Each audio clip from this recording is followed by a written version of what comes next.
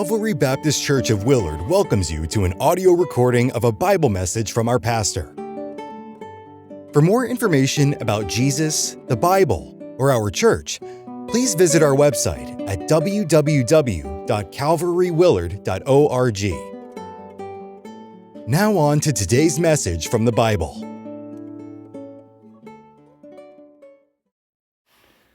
Does God care about unbelievers? After becoming a Christian, we crossed from darkness into light. We left the realm of sin and unbelief and entered the realm of repentance and faith. The stark contrast between what we were and what we have become is striking. Now that we are God's children, we may see ourselves as God's special people for whom He cares deeply to the exclusion of all others. The Jewish people of Jesus' day thought this. They enjoyed being God's special people and thought themselves better than all other people. But was this the case? Or is this the case today? Does God only care about believers? While God had a special relationship with the Israelites, there are several anomalies which we should investigate. During this study, we will look at several people who could be classified as unbelievers, or at least people outside of God's special attention. After looking at these examples, we will answer our initial question: does God care about unbelievers?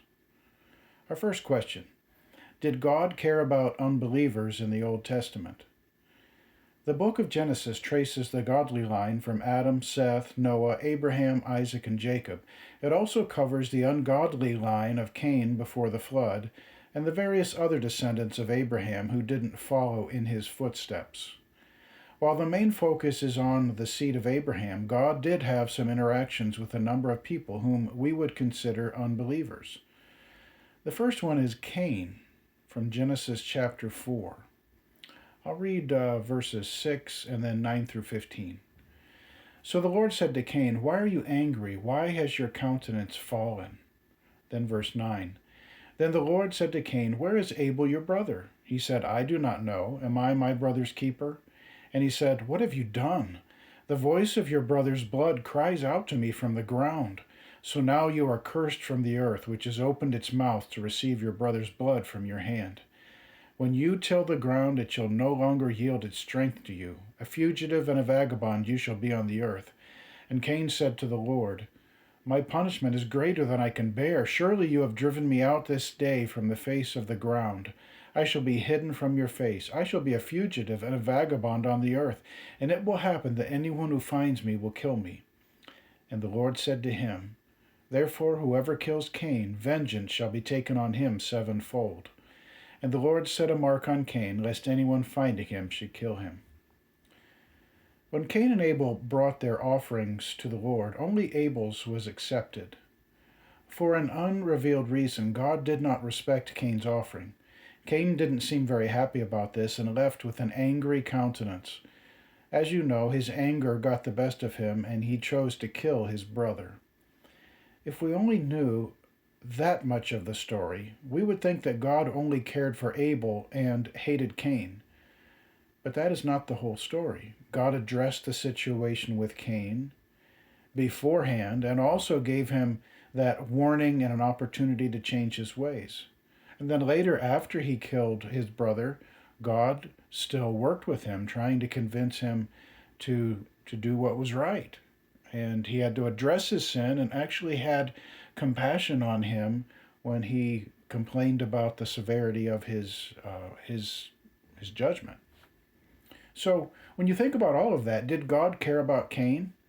Yes, God cared enough to address his problem despite his unbelief, and he cared for him even afterward. A second person is also found in the book of Genesis. His name was Abimelech. Genesis chapter 20, verses 1 through 7. And Abraham journeyed from there to the south and dwelt between Kadesh and Shur and dwelt in Gerar. Now Abraham said of Sarah his wife, "She is my sister."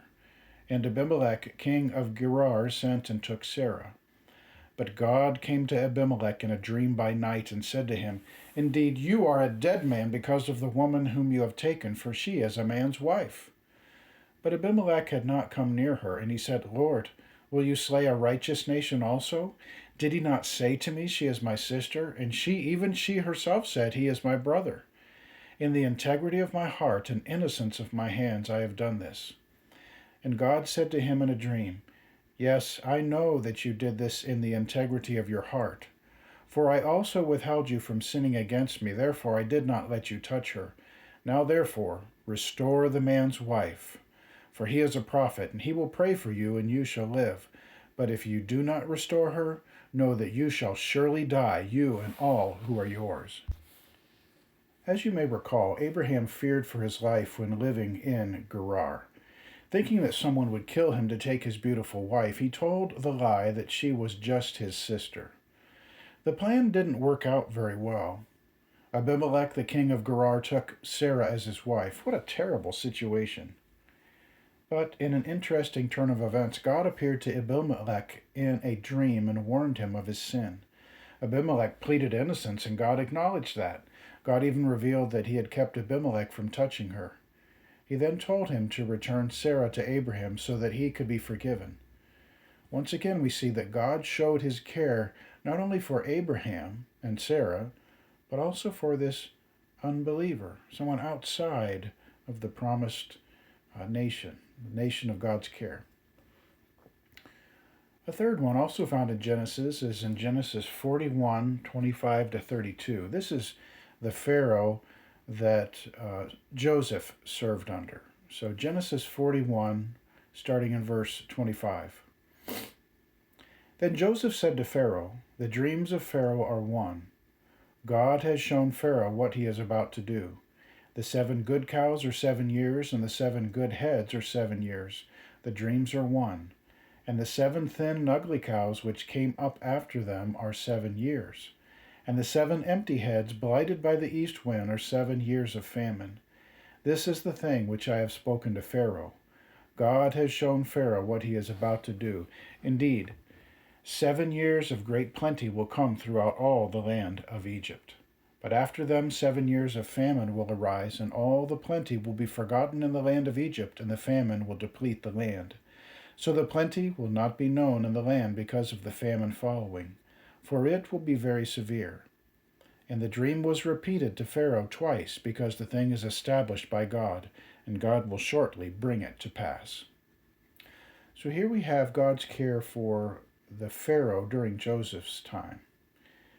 Pharaoh was an unbeliever as far as we know. In fact, he gave to Joseph later on a wife whose father was the priest of a false god.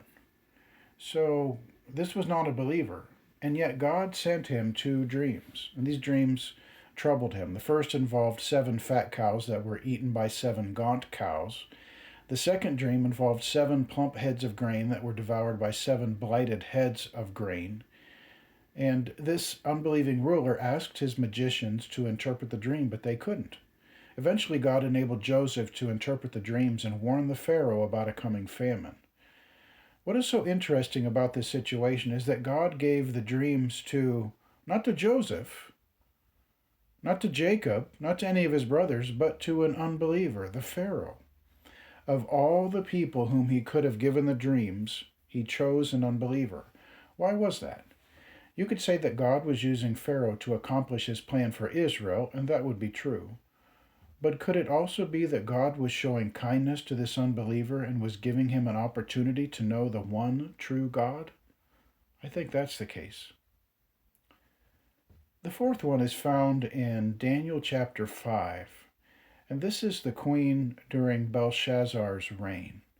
I'll read Daniel 5 verses 10 to 12.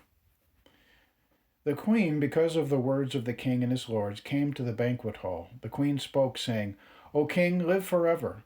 Do not let your thoughts trouble you, nor let your countenance change. There is a man in your kingdom, in whom is the Spirit of the holy God. And in the days of your father, light and understanding and wisdom, like the wisdom of the gods, were found in him. And King Nebuchadnezzar, your father the king, made him chief of the magicians, astrologers, Chaldeans, and soothsayers.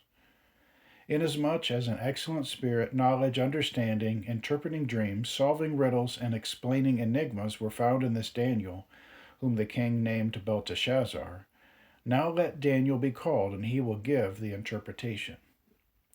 Now, if you're not familiar with this story, you have to back up a little bit. Daniel lived during a time when the Babylonian king had defeated Judah and deported many of the special people like princes and royalty, a lot of those people over to the land of Babylon. Now, some years later, we're seeing a descendant of King Nebuchadnezzar. The first several chapters are about him, but when we come to chapter 5, we see him working in the life of Belshazzar, the new king over the land. He was an unbeliever, but the queen, whether it was his mother or his wife, she knew about Daniel. And when God sent those supernatural fingers to write a message of condemnation on the wall against this wicked king, the queen took the opportunity to respond. She told him about Daniel, in whom is the spirit of the holy God. It would seem that Nebuchadnezzar was not the only one who had been affected by God's care. The queen, who is only mentioned here in the book, was the silent watcher in the background who saw all that transpired as God was working. This, I believe, is evidence that God cared for this woman who came from an unbelieving background. And it may also be evidence that she turned from her unbelief to faith in the one true God. I sure hope so. Now, we've looked at 4 different instances where God interacted with unbelievers. Each of these people experienced something that seems out of place. The Old Testament is usually focused on the history of the Israelites, but if you look closely, you will see that he also cared about people who were outside of Israel. He cared enough to reveal himself to people who beforehand had not believed. Despite their sin and unbelief, God interjected himself into their lives and gave them a chance to believe. Now, if this is true that God cared for unbelievers in the Old Testament, it would seem to be a characteristic that would overflow into the New Testament as well. So we come to our second question. Did God care for unbelievers in the New Testament?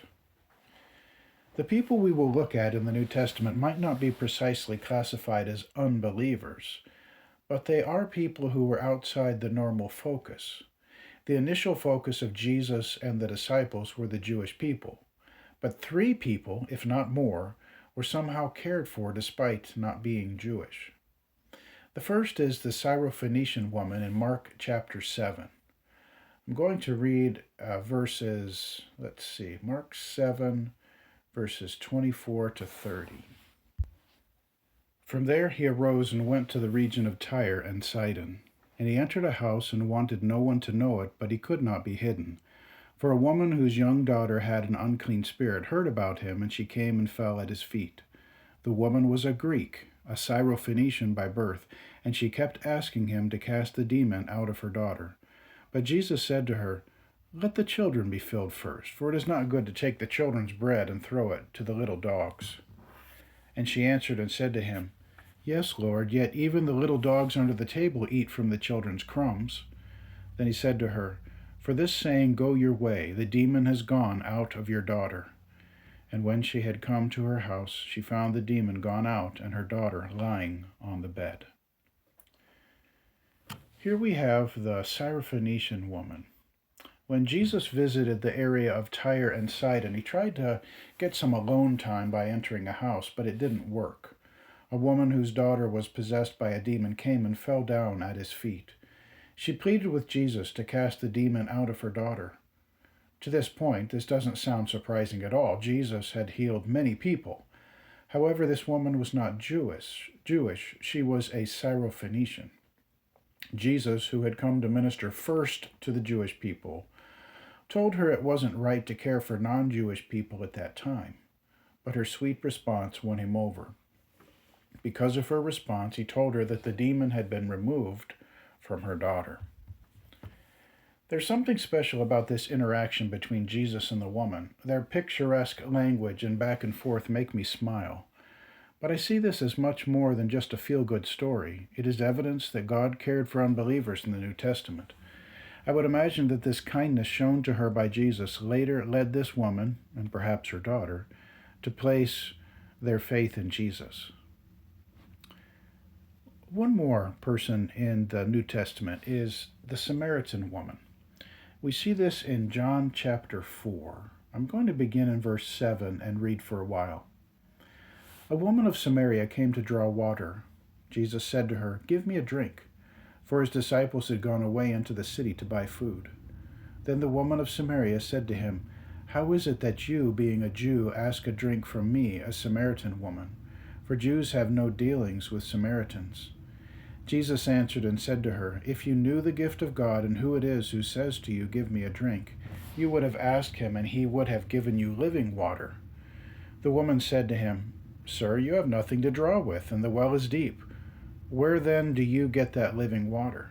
Are you greater than our father Jacob, who gave us the well and drank from it himself, as well as his sons and his livestock?"